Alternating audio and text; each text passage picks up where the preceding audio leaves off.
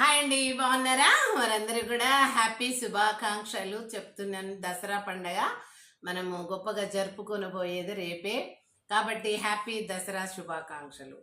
ఉం? మీరు సమాజము నాడు నేడు ప్రోగ్రాంలో ఉన్నాం మనము.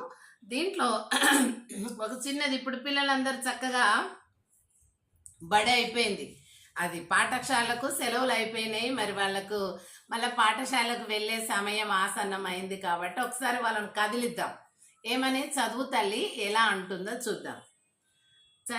చలిగాలి ఎదిరి చూసే, తూర్పేమో చుక్క చూసే, ఊరి బడి ఎదిరి చూసే, పిల్లలంతా బడిని చూసే, గురువులేమో పరుగునొచ్చే, పిల్లలేమో చదువ చూసే, గురువులేమో పరుగునొచ్చే, పిల్లలేమో చదువ వచ్చే, చదువు తల్లి పిలిచిందిరో, మము దీవించరమ్మందిరో,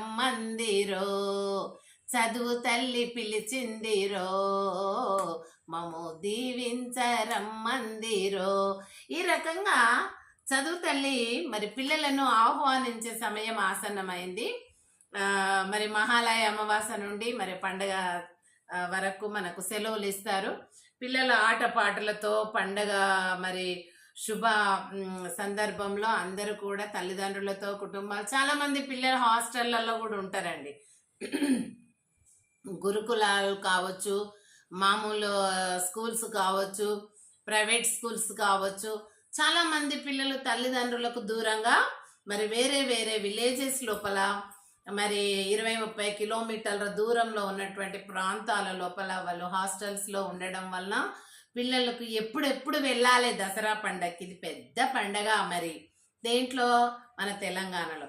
కాబట్టి ఇటువంటి గొప్ప పండగకి పిల్లలు ఎంత సంతోషంగా అంటే, ఇంకా 15 days అయితే ఇంకా వస్తుంది పండగ అన్నప్పటి నుంచి ఖుషి పడుతుంటారు అనమాట. ఫ్రెండ్స్ చెప్పుకుంటారు, పండుగ వస్తుంది, నేను పోతా నేను ఈ పండగకి ఇది కొనుక్కుంటా, మరి పండగకి అది ఇప్పిస్తానది మా అమ్మ, ఇది ఇప్పిస్తానది, ఇంకా రమ్మని ఫోన్ చేస్తుంది, నాన్న ఫోన్ చేస్తున్నాడు.